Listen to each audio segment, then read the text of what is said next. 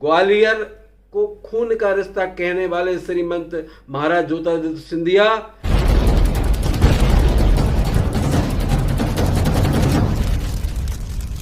अदालत न्यूज से मैं हूं राजा भैया पाल और आज आपकी जन अदालत न्यूज के एक्सक्लूसिव इंटरव्यू में हमारे साथ एक ऐसी शख्सियत है जो किसी परिचय के मोहताज नहीं है। हर टीवी चैनल पर वो आज दमदारी के साथ आवाज उठा रहे हैं। हम बात कर रहे हैं मध्य प्रदेश कांग्रेस कमेटी के वरिष्ठ प्रवक्ता सुदेश शर्मा हमारे साथ जुड़ रहे हैं। सर, आपकी जन अदालत न्यूज में आपका स्वागत है। राजा भैया पाल जी, आपका बड़ा आभारी हूं कि आपके चैनल ने मुझे आज याद किया। एक बड़ा सवाल करना चाहेंगे, ऑक्सीजन को लेकर जिस तरीके से समूचे देश में अफरा तफरी का माहौल है, लोग इंतज़ार कर रहे हैं कि हमें ऑक्सीजन कब मिलेगा, और दूसरी तरफ प्रदेश के मुखिया या उनके मंत्री की बात करें तो उनके बयान आते हैं कि हम ऑक्सीजन की कोई कमी नहीं है। दूसरी तरफ तस्वीरों में देख रहे हैं किस तरीके से हमारे ग्वालियर से विधायक प्रवीण पाठक और सतीश सिकरवार जी जिस तरीके से ऑक्सीजन को लेकर भागे भागे फिर रहे हैं मदद के लिए। क्या कहना है आपका सर?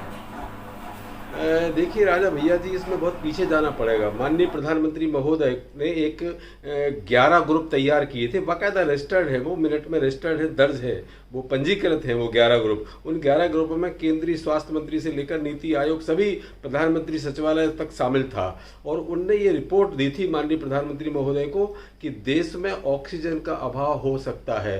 इसलिए कम से कम अब आने वाले समय की हिफाजत को देखते हुए, कोरोना काल को देखते हुए, जितने भी प्लांट ऑक्सीजन के हैं देश में, उनकी कीमतों पर ब्रेक लगा दिया जाए ताकि वो बिक ना सके, उनकी कीमत ना बढ़ सके। इसके इतर माननीय प्रधानमंत्री महोदय ने उस सिफारिश को नहीं माना।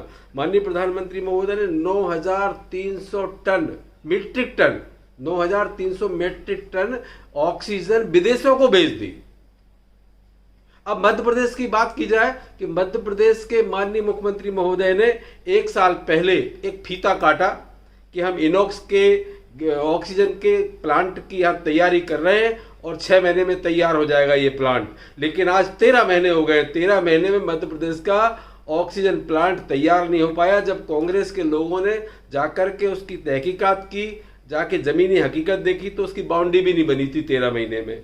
जी, ऑक्सीजन का अभाव पूरे देश में है, मध्य प्रदेश तो इससे ज़्यादा जूझ रहा है। लेकिन ग्वालियर की बात करें तो ग्वालियर में जिस दिन मंगलवार था, हनुमान जयंती थी, पूरे ग्वालियर के युवाओं ने घर में खाना नहीं खाया, पूरा ग्वालियर जागा, क्योंकि खबर थी कि ऑक्सीजन के अभाव में कुछ भी हो सकता है। तो हमारे 2 विधायक प्रवीण पाठक जी और सतीश सिकरवार जी, दोनों लोग हर अस्पताल में पहुंचे हैं, कहाँ क्या दिक्कत हो रही है, कहाँ क्या व्यवस्था हो रही है। तो इन्होंने रात को 2-2 बजे कलेक्टर को बुला करके व्यवस्थाएं मुस्तैद कराने की कोशिश की, और दूसरे दिन जब ऑक्सीजन आई तो इन्होंने, हमारे प्रवीण पाठक विधायक ने और सतीश सिकरवार ने दौड़े लगा करके ग्रीन लाइन बनाई, मतलब रोड को खाली कराने का काम किया। जहां हमने देखा कि एक सेना का वाहन खराब हो गया था, उसमें प्रवीण पाठक ने खुद धक्का देकर कुछ जल्दी पहुंचाया। लेकिन आपको ये पता होना चाहिए, उसके एक ही दिन पहले कमला राजा हॉस्पिटल में 5 लोगों की जान सिर्फ ऑक्सीजन के अभाव में गई है। अगर हम बात करें राजधानी की तो पीपुल्स हॉस्पिटल में 48 लोगों की एक ही बार में, एक ही दिन में जान गई है।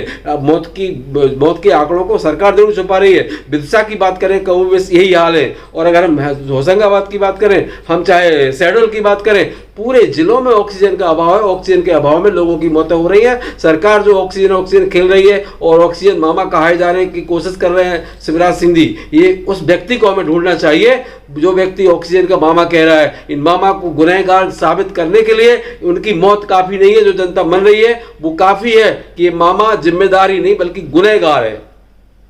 सुदेश शर्मा जी, एक बड़ा सवाल आपके बीच में करना चाहेंगे कि देखा जाए मध्य प्रदेश में आपने सबसे बड़ा मुद्दा उठाया था, जिसको आज मध्य प्रदेश के तमाम युवाओं ने इस बात को सराहा है। आपने सबसे पहले ये मांग रखी थी कि हाँ, हम चाहते हैं कि युवाओं के लिए उम्र का बंधन ना हो, सबके लिए वैक्सीन लागू की जाए।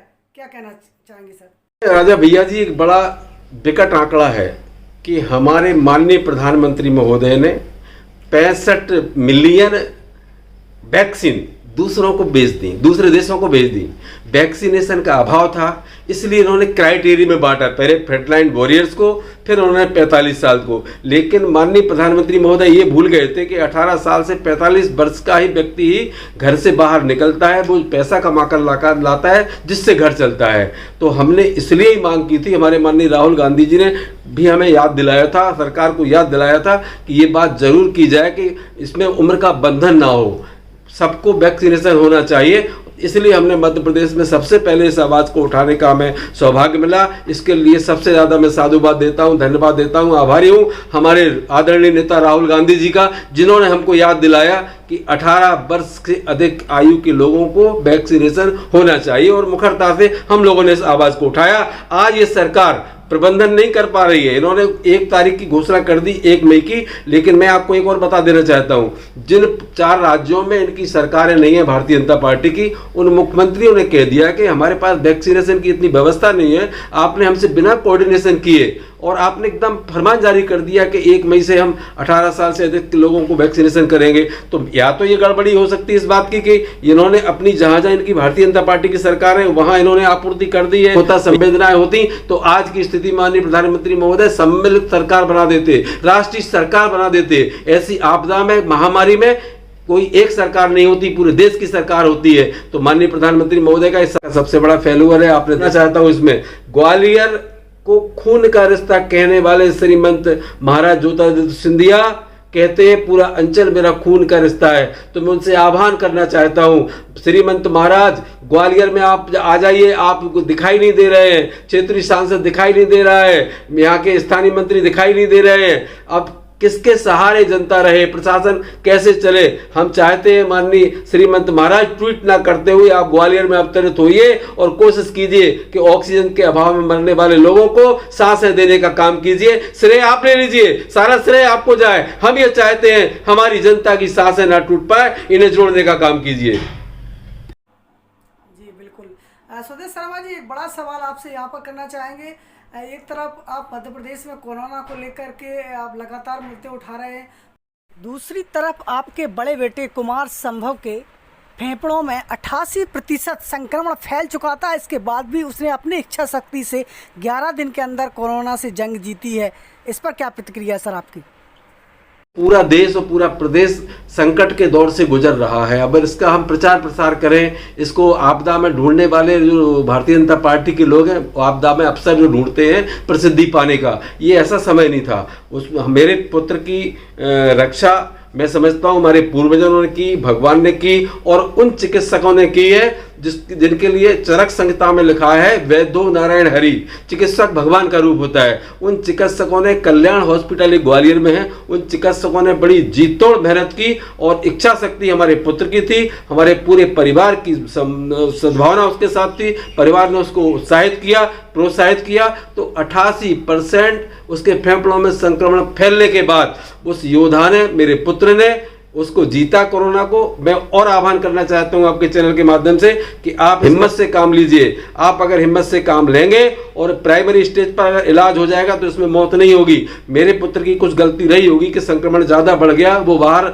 रहता है, मैं नहीं समझ पाया, लेकिन जब मुझे पता चला तो उसका इलाज शुरू हुआ। लेकिन ईश्वर की कृपा है हमारे ऊपर, हमारे परिवार के ऊपर। मैं चाहता हूं हे ईश्वर, तो पूरे जगत की, पृथ्वी की मदद कर, रक्षा कर। मेरे मोबाइल नंबर के से बहुत सारे नंबर डिलीट हो गए, मेरी फेसबुक फ्रेंड के बहुत सारे फ्रेंड चले गए। मैं समझता हूं किस तकलीफ में मैं हूं, तो मैं और सबको दुखी नहीं करना चाहता था कि मेरे पुत्र की यह हालात है। ईश्वरी कृपा है कि आज वो स्वस्थ है, आप सबके बीच एक दिन आएगा। से यहाँ पर एक हिम्मत वाली बात, एक हिम्मत को लेकर प्रेरणा हमें मिलती है कि हम सबको कोरोना से लड़ना है और कहीं ना कहीं अपने आप को भी सुरक्षित रखना है, तभी हम कोरोना जैसी महामारी से जंग जीत पाएंगे। बहुत बहुत धन्यवाद स्वदेश शर्मा जी, आपकी जनता न्यूज पर हमारे साथ जुड़ने के लिए। बहुत बहुत धन्यवाद Raja Bhaiya Pal ji. Evergreen colours India private limited, रंग है तो जीवन है। Stay home, stay safe.